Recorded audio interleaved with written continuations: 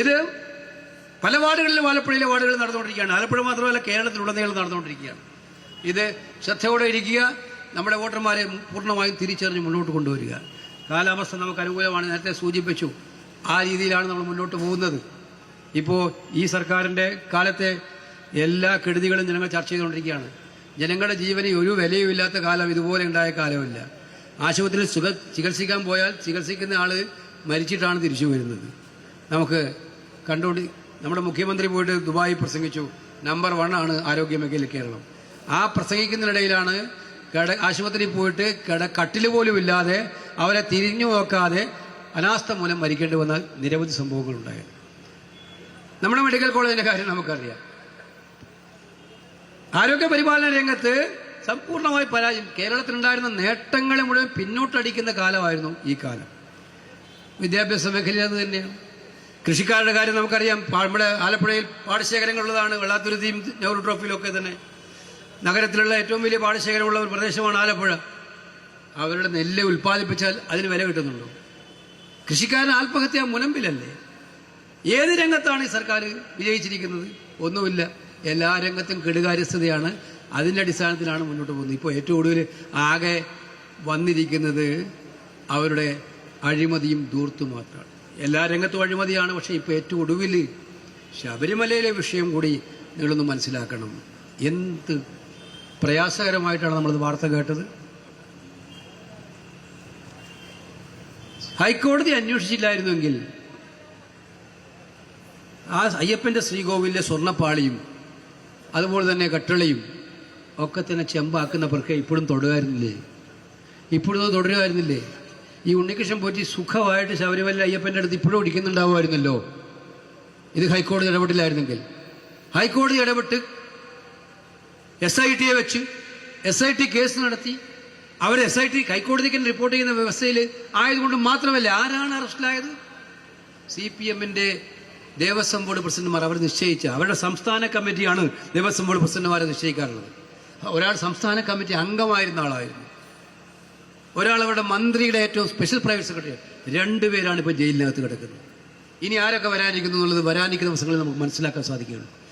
വിശ്വാസികളുടെ പേര് പറഞ്ഞ് ശബരിമലയിൽ അവർ കൊടുക്കുന്ന കാണിക്കയിൽ നിന്നുണ്ടാക്കുന്ന ഈ സ്വത്തും സമ്പത്തും കട്ടുകൊണ്ടുപോകുക എന്ന് പറഞ്ഞാൽ അതിനപ്പുറം നാണക്കേട് ഈ സംസ്ഥാനത്തിനുണ്ടാവാൻ പറ്റുമോ? ഇവിടെ മാത്രമല്ല, തെലങ്കാനയിലും തമിഴ്നാട്ടിലും കർണാടകത്തിലും ഒക്കെ വരുന്ന അയ്യപ്പന്മാരുടെ മുമ്പിൽ ചർച്ചാ വിഷയം ഇതല്ലേ? ഇപ്പോൾ സർക്കാർ അറിയാതെ നടക്കുമോ? അവരെ സംരക്ഷിക്കുകയല്ല സർക്കാർ ചെയ്തത്. കോടതി ഇടപെട്ടതുകൊണ്ടല്ലേ ഇവരെ ശിക്ഷിക്കപ്പെട്ടത്. ഇത് രാഷ്ട്രീയമായ ഒരുപാട് കാര്യങ്ങൾ പറയാണ്ട് യാതൊന്നും ഈ വിഷയം ഉപയോഗിക്കുന്നില്ല. തദ്ദേശ ഭരണ തെരഞ്ഞെടുപ്പുകളിൽ പ്രാദേശിക രാഷ്ട്രീയം ചർച്ച ചെയ്യുന്നതോടൊപ്പം രാഷ്ട്രീയവും ചർച്ച ചെയ്യപ്പെടും, എന്തെങ്കിലും സംശയം വേണ്ട. പ്രാദേശിക രാഷ്ട്രീയത്തിലായാലും കേരള രാഷ്ട്രീയത്തിലായാലും ദേശീയ രാഷ്ട്രീയത്തിലായാലും നമുക്ക് വ്യക്തമായിട്ടുള്ള കാഴ്ചപ്പാടുകളോടുകൂടി നമുക്ക് ജനങ്ങളുടെ മുമ്പിൽ അവതരിപ്പിക്കാനുള്ള ഒരുപാട് വിഷയങ്ങളുണ്ട്. അതിനുള്ള തയ്യാറെടുപ്പുകളുമായി നിങ്ങൾ മുന്നോട്ട് പോകണം. അതിന് ആലപ്പുഴ നഗരസഭയിൽ ഒരു നല്ല ഉറച്ച ഭരണം ഉണ്ടാക്കിയെടുക്കുന്നതിന് വേണ്ടിയിട്ടുള്ള ശക്തമായ തീരുമാനം ഉണ്ടാവട്ടെ. 9-ാം തീയതിയാണ് നമ്മുടെ ഇലക്ഷൻ. ഇനിയുള്ള 15 ദിവസക്കാലം നിങ്ങളെല്ലാവരും കണ്ണിലെണ്ണ ഒഴിച്ചിരിക്കും. 53 പേര് സ്ഥാനാർത്ഥികളാണെങ്കിൽ ഞാൻ നിങ്ങളോടൊക്കെ പറയാം, നിങ്ങളുടെ കയ്യിലാണ് ഈ 53 പേരുടെയും വിജയം ഇരിക്കുന്നത് എന്നുള്ളത് നിങ്ങൾ മനസ്സിലാക്കുക. എനിക്കറിയാം, സ്ഥാനാർത്ഥിയെ പ്രഖ്യാപിച്ച അന്ന് മുതൽ ഈ സ്ഥാനാർത്ഥികളെയും കൊണ്ട് അഹോരാത്രം കഷ്ടപ്പെടുന്ന എൻ്റെ പ്രിയപ്പെട്ട പ്രവർത്തകന്മാരോട്, സഹോദരന്മാരോട് എനിക്ക് പറയാനുള്ളത്, നമ്മുടേതായിരിക്കും ഇവിടെ വിജയം എന്നുള്ള കാര്യത്തിൽ സംശയം വേണ്ട. 13-ാം തീയതി രാവിലെ വോട്ടെണ്ണി തീരുമ്പോൾ ആലപ്പുഴ നഗരസഭ ഐക്യജനാധിപത്യ മുന്നണിയുടെ കൈകളിലായിരിക്കും എന്നുള്ള ശുഭവാർത്ത, അതിൽ മുഖാഭൂരിപക്ഷവും നമ്മൾ പിടിച്ചെടുക്കുന്ന ശുഭവാർത്ത ഉണ്ടാകണം. അതിന് എല്ലാവരും എല്ലാം മറന്ന് ഒറ്റക്കെട്ടായി പോരാടുക. കൊച്ചു കൊച്ചു പരിഭവങ്ങളും പിണക്കങ്ങളും എല്ലാം ഒഴിവാക്കുക. നമ്മുടെ ലക്ഷ്യം വിശാലമാണ്. സംസ്ഥാന ഭരണം നമ്മുടെ മുന്നിലേക്ക് കാത്തു നിൽക്കുകയാണ്. അതിനു മുന്നിലായി നടക്കുന്ന ഈ മുനിസിപ്പൽ ഇലക്ഷനിൽ ആലപ്പുഴ നഗരസഭ, കൈവിട്ടു പോയ നഗരസഭ തിരിച്ചു പിടിക്കാനുള്ള ശക്തമായ തീരുമാനവുമായി നടപടികളുമായി നമുക്ക് മുന്നോട്ട് പോകാം. ജനങ്ങൾ നമ്മളെ സ്വീകരിക്കും. അവരുടെ മുന്നിൽ പ്രയാസങ്ങളും പ്രശ്നങ്ങളും അവതരിപ്പിച്ചുകൊണ്ട് അവരടുത്ത് പോകാൻ തയ്യാറാകണമെന്ന് പറയാണ്. ഈ നഗരത്തിൽ ഞാനിപ്പോൾ ഉറപ്പ് നൽകുകയാണ്, ആലപ്പുഴ നഗരത്തിനെ കുറിച്ച് നമുക്കുള്ള സങ്കല്പങ്ങളെല്ലാം ഓരോ ദിവസവും ഓരോ പ്രാവശ്യം നമ്മൾ നടപ്പിലാക്കിക്കൊണ്ടിരുന്നു.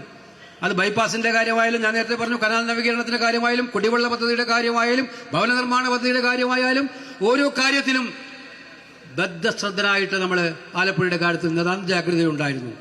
ഞാനൊരു കാര്യം തുറന്നു പറയാം, എനിക്ക് എവിടെയായാലും എവിടെ പ്രവർത്തിച്ചാലും എവിടെ പോയി നിന്നാലും ഡൽഹിയിലായാലും ആസാമിലായാലും ഗുജറാത്തിലായാലും ഇന്ത്യ വിട്ടു പോയാലും എനിക്ക് സന്തോഷവും ആത്മാർത്ഥതയും കിട്ടണമെങ്കിൽ എൻ്റെ ആലപ്പുഴയിലെ ആലപ്പുഴ പ്രവർത്തകന്മാരോടൊപ്പം നിൽക്കണം. ഈ സ്ഥാനങ്ങളെല്ലാം എനിക്കുണ്ടാക്കി തരുന്നതിൽ എല്ലാ കാലത്തും അഹമഹം ഹിയാസ് സഹായിച്ച എല്ലാം തന്ന് പിന്തുണച്ച ഈ നഗരം, ആലപ്പുഴ നഗരം പ്രത്യേകിച്ച് ഞാൻ പറഞ്ഞ ഈ നഗരം ഒരിക്കലും ജീവിതത്തിൽ മറക്കാൻ പറ്റാത്ത കടപ്പാടോട് നിൽക്കുന്ന നഗരമാണ്. അതുകൊണ്ട് എന്ത് ചെയ്താലും അത് എനിക്ക് കിട്ടിയിട്ടുള്ള സമ്മാനത്തിന് മറുപടിയാകില്ല എന്ന് വിശ്വസിക്കുന്ന ഒരു എളിയ പൊതുപ്രവർത്തകനാണ് ഞാൻ. തിരിച്ചെന്ത് ചെയ്താലും അപ്പോൾ നമുക്ക് ഒരുപാട് കാര്യങ്ങൾ ഇനിയും ചെയ്യാനുണ്ട്. ഈ പട്ടണത്തെ മാറ്റിയെടുക്കാൻ, മുഖച്ഛായ മാറ്റിയെടുക്കാൻ ഇനിയും നമുക്ക് ഏറെ കാര്യങ്ങൾ മുന്നോട്ട് പോകാനുണ്ട്. ഞാൻ നിങ്ങൾക്ക് ഉറപ്പ് തരുന്നു, വരുത്ത 5 വർഷക്കാലം നമ്മുടെ പട്ടണത്തിന്റെ പ്രയാസങ്ങളും പ്രശ്നങ്ങളും മാറ്റുന്ന നല്ല ഒരു സാഹചര്യം ഉണ്ടാക്കിയെടുക്കാൻ, പാവപ്പെട്ടവർക്ക് അവരുടെ എല്ലാ സങ്കടങ്ങളും മാറ്റത്തക്കവണ്ണമുള്ള നല്ല നടപടികൾ ഉണ്ടാക്കിയെടുക്കാൻ ഒരു നഗരസഭ ഉണ്ടാക്കി തരാൻ നിങ്ങളെല്ലാം സഹായിക്കണം എന്ന് വിനയപൂർവ്വം നിങ്ങളോട് അഭ്യർത്ഥിച്ചുകൊണ്ട്